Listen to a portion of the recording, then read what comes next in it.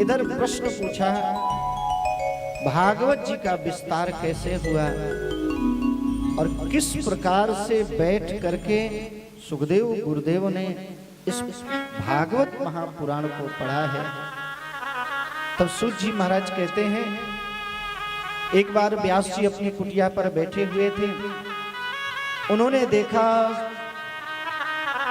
चारों तरफ अशांति दिखाई दे रही है। व्यक्ति संसार के कार्यों में इतना लगा हुआ है कि भगवान को ही भूलता जा रहा है। तब उन्होंने जनमानस के कल्याण के लिए एक वेद के 4 भाग किए, ऋग्वेद, यजुर्वेद, सामवेद और अथर्ववेद। जब उन्होंने देखा वेदों का तात्पर्य समझ में नहीं आ रहा, तब उन्होंने महाभारत की रचना की, 17 पुराणों की रचना की, पर फिर भी मन को शांति नहीं मिली। बैठे बैठे विचार कर ही रहे थे, उसी समय पर श्री नारद जी महाराज पहुंच गए हैं। बोलिए नारद भगवान की जय। नारद जी ने स्वागत किया है, बड़े भाव से बैठाला है। व्यास जी ने पूछा, महाराज मन को शांति क्यों नहीं मिल रही? नारद जी ने कहा, भवता अनुदित प्रायो यशो भागवतो मलम। आपने धर्म का वर्णन किया, कर्म का वर्णन किया, ज्ञान का वर्णन किया, पर भगवान की निर्मल वाणी का वर्णन नहीं किया। भगवान के निर्मल कथाओं का वर्णन नहीं किया, जिसको सुनने मात्र से जीव भगवान का हो जाए। हाथ जोड़ करके कहा, महाराज क्या मैं ये कार्य कर सकता हूं? तब यहाँ पर नारद जी ने अपने पूर्व जन्म का उपाख्यान सुनाया है। अहम पुरातीत भवम भवे दास्यास्तु कस्याश्चन वेदवादिना। नारद जी कहते हैं, मैं पूर्व जन्म में एक दासी का बेटा था। मेरी माँ एक ब्राह्मण के यहाँ पर सेवा करते थे। तो सेवा क्या थी? भगवान के बर्तनों को धोना, सुंदर सुंदर फूलों का चयन करके ले आना। मेरी अवस्था उस वक्त 5 वर्ष की थी। जब माँ को ठाकुर जी की सेवा में संलग्न देखता तो मैं भी कहता, माँ मुझे भी लेके चलो ना। माँ साथ में लेके जाती और मुझसे भी फूल एक एक चुन चुन करके हाथ में लेती और कहती, बेटा आज यही पुष्प ब्राह्मण देवता को दूंगी तो तुम्हारे पुष्पों को ठाकुर जी की सेवा में लगाए। हमारे महाराजा श्री कहते हैं, आप जब ठाकुर जी की सेवा में बैठे ना तो घर के छोटे छोटे जो बच्चे हैं ना उनको भी साथ में बैठाना चाहिए और कथा में भी लाना चाहिए। बोलो जय श्री कृष्ण। कई लोग कहते हैं, महाराज भगा दो यहाँ से। अरे नहीं जी, सब में वो गोविंद बैठा हुआ है कि संस्कार बचपन से ही पढ़ते हैं। जब संस्कार डालना चाहिए तब डालते नहीं, जब बड़ा हो जाता है तो हमारी नहीं सुनता। इसलिए जब ठाकुर जी की सेवा में बैठे ना तो उन बच्चों को भी साथ में बैठाना चाहिए और उनसे कहो, बेटा चंदन लगा, चलो बेटा पुष्प चढ़ाओ, चलो बेटा आरती करो। ये जो बचपन के संस्कार हैं ये जीवन भर जाते नहीं। आज हो क्या रहा है, माता पिता संपत्ति कमा करके खूब देना चाहते हैं, पर उनके जीवन के उपयोगी ये जो संस्कार हैं उन्हें देना भूल जाते हैं। आप किसी से भी पूछो, बच्चों को क्या चाहते, बच्चों को क्या देना चाहते? वो कहते हैं, महाराज जी सब कुछ चाहता हूँ दे दो, ये भी लाके दे दूं, ये भी लाके दे दूं। लेकिन जो संस्कार हैं उन्हें देना भूल जाता है। देखो, बच्चा यदि संस्कारी है तो संपत्ति अपने आप कमा लेगा, और संस्कारी नहीं है तो कितना भी एकत्रित करके रखो, आपके आंखों के सामने ही सब गंवा दे। इसलिए ये जो संस्कार हैं इनको देना कभी नहीं भूलना चाहिए। और आज सबसे ज्यादा प्रसन्नता इस बात की है, पहले नवयुवक सनातन धर्म के प्रति इतनी रुचि नहीं रखते थे, पर मैं तो सबसे ज्यादा सोशल मीडिया को धन्यवाद दे रहा हूं। अब आज सबसे ज्यादा यदि धर्म की ओर अग्रसर हो रहे हैं तो हमारे ये नवयुवक। और देखो, जब नवयुवक किसी कार्य को हाथ में लेकर के चलता है ना, तो एक न एक दिन उसका परिणाम अच्छा जरूर दिखाई देता है। आज यही तो हो रहा है। सबसे ज्यादा हमारे धर्म में आक्षेप करने के लिए लोग खड़े रहते हैं। जितनी भी मूवी बन रही हैं वो सब सनातन धर्म के खिलाफ बन रही हैं कि नहीं? सब खिलाफ बनती है कि नहीं? दूसरे धर्म के खिलाफ बनाने की उनकी हिम्मत नहीं होती। पर अब नवयुवकों ने सोच लिया है, इन लोगों को ठीक से समझा करके रहेंगे।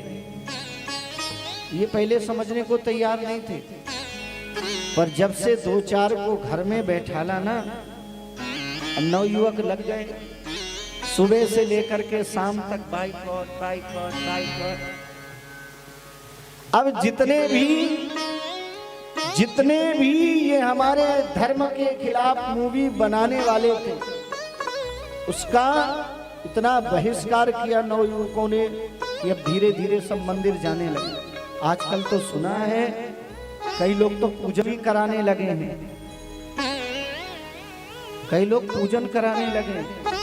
और कुछ दिन पहले एक न्यूज आई, जो भगवान को मानने वाले नहीं थे उन्होंने जाकर के वैष्णो माता का दर्शन किया।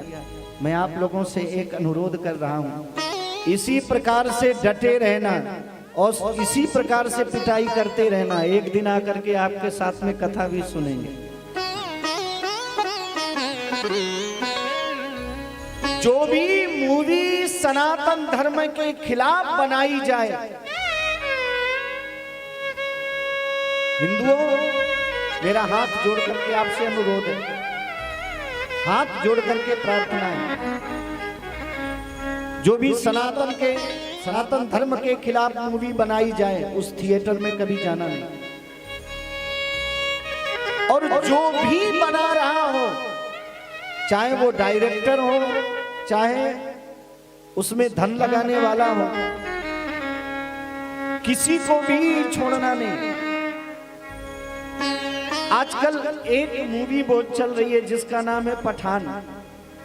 चिंता मत करो, उस पठान का भी चट्टान बना करके छोड़ेंगे। बोलो जय श्री कृष्ण।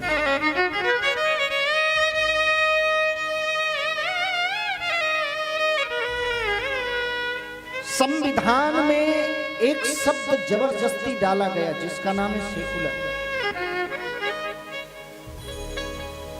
जबरदस्ती डाला हुआ शब्द है ये। जब बाबा साहब भीमराव अंबेडकर जी ने संविधान लिखा तब नहीं था, ये बाद में डाला गया कि नहीं? हाँ, 1976 में डाला गया। देखो, जबरदस्ती ये शब्द डाला गया। मालूम है कारण क्या है? इसी शब्द के पीछे, इसी शब्द को बार बार सुना करके हिंदुओं से अलग कर दिया। कहते हैं सेकुलर देश है। अरे होगे तुम सेकुलर, हम तो सनातनी हैं। जिएंगे तो सनातन धर्म के लिए और मरेंगे भी तो सनातन धर्म के लिए।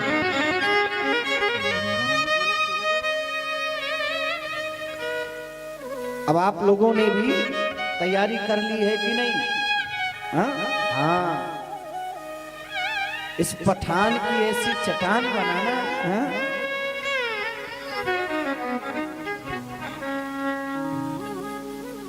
पहले हम लोग सीधे कथा करते थे, कथा करके चले जाते थे।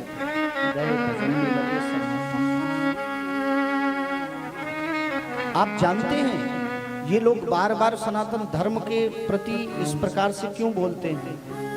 क्योंकि हमने बोलना बंद कर दिया, हमने उत्तर देना बंद कर दिया, हमने ऐसे लोगों को सबक सिखाना बंद कर दिया, इसलिए ये बार बार बोलते हैं। और जिस दिन हमने ये सोच लिया सनातन धर्म के खिलाफ न एक शब्द किसी को बोलने देंगे, न स्वयं बोलेंगे, और बोलने वाले को वहीं पर सबक सिखाएंगे, उसी दिन ये बोलना बंद कर देंगे।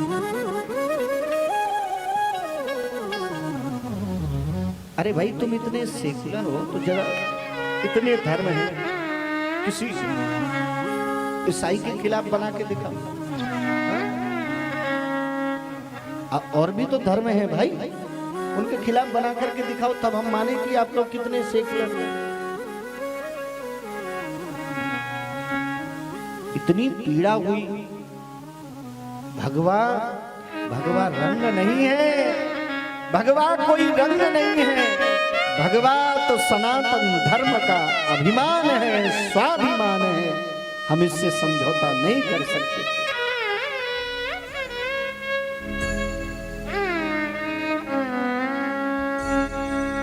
आज नवयुवकों के अंदर जब ये भावना हम देखते हैं तो बहुत प्रसन्नता होती है। कई जगह कथा करने का अवसर तो मिलता ही रहता है, वहां जाकर के देखते हैं तो बहुत पीड़ा होती है। हिंदू सिर्फ इसलिए सताया जा रहा है, वो सोचता है इसके ऊपर मुसीबत आई है तो मुझे क्या लेना देना है। और जिस दिन हिंदू ये समझ ले, जिस दिन हिंदू यह समझ ले कि यदि एक हिंदू के ऊपर कोई प्रहार करेगा और हम उसको वहीं पर सबक सिखाएंगे, उसके साथ खड़े हो जाएंगे, तो फिर कोई भी किसी हिंदू को सता नहीं पाएगा। मरना है तो सनातन धर्म के लिए मरो, और घर में साइलेंट अटैक आ जाए उससे अच्छा है कि समाज के लिए मरो। तो घर में भी चले जाते हैं। सुबह मालूम हुआ अच्छी प्रकार से टहलते हुए दिखाई दे रहे थे, और शाम को मालूम हुआ चल बसे।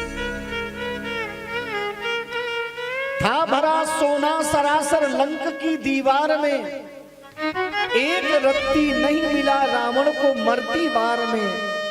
जाने न देना धर्म मत लोभ करना धन धाम का, धर्म ही जाता रहा तो धन रहा किस काम का।